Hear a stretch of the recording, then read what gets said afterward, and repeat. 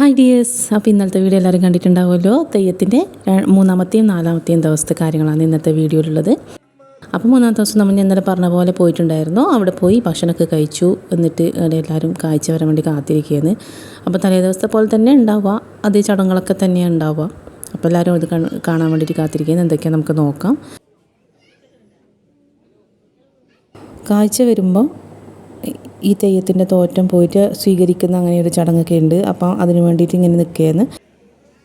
അപ്പം ഇത് ഉള്ളിൽ ഒരുപാട് ചടങ്ങുകൾ, രാവിലെ വരെ പല ചടങ്ങുകളും തോറ്റെന്നൊക്കെ പറയും. തെയ്യത്തിൻ്റെ കഥകൾ ഇങ്ങനെ ചൊല്ലുന്നതിനാണ് തോറ്റെന്ന് പറയുന്നത്. ഞാൻ പഴയൊരു വീഡിയോയിൽ പറഞ്ഞിട്ടുണ്ടായിരുന്നു. അപ്പോൾ ഇതൊക്കെ കഴിഞ്ഞ് അപ്പം നമ്മളെല്ലാവരും പുറത്ത് ഇങ്ങനെ വെയിറ്റ് ചെയ്യാമെന്ന്. അത് കഴിഞ്ഞിട്ട് ശേഷം നമ്മൾ വീട്ടിലേക്ക് പോകും. ഇന്ന് പ്രത്യേകിച്ച് ഒന്നുമില്ല. നാളെ പകലാണ് തെയ്യം, ആറാടിക്കൽ എന്നൊക്കെ പറയും. തെയ്യത്തിൻ്റെ സമാപന ചടങ്ങാണ്. അപ്പം നാളെ പകൽ വരും.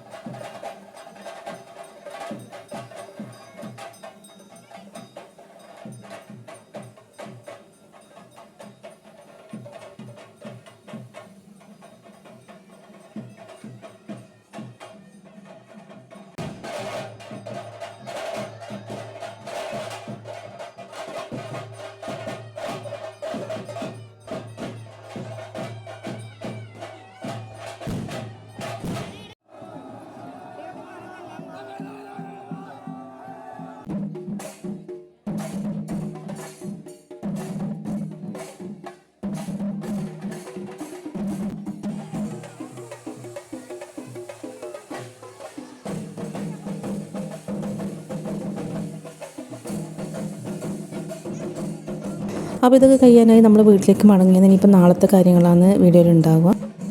ഇത് പിറ്റേ ദിവസമാണ്. അപ്പോൾ നമ്മൾ തെയ്യത്തിന് പോകാൻ വേണ്ടി റെഡി ആയിരിക്കുന്നത്. അപ്പോൾ ഇത് ചുരിദാർ സ്റ്റിച്ച് ചെയ്തെടുത്തതാണ്. മീഷോന്ന് വാങ്ങിച്ച ചുരിദാറാണ്. അപ്പോൾ ഇങ്ങനത്തെ കുറച്ച് കസവ് ബോർഡറുള്ളത് വേണമെന്ന് കുറേ വിചാരിക്കുന്നു. അപ്പോൾ ഇങ്ങനത്തെ ടൈപ്പ് എനിക്ക് ഭയങ്കര ഇഷ്ടമാണ്. ഈ കസവിൻ്റെ ബോർഡർ വരുന്ന ഒരു ഇത്. അപ്പോൾ ഒരു ജിംക്ക അതൊക്കെ എടുത്ത് വെച്ചിട്ടുണ്ട്.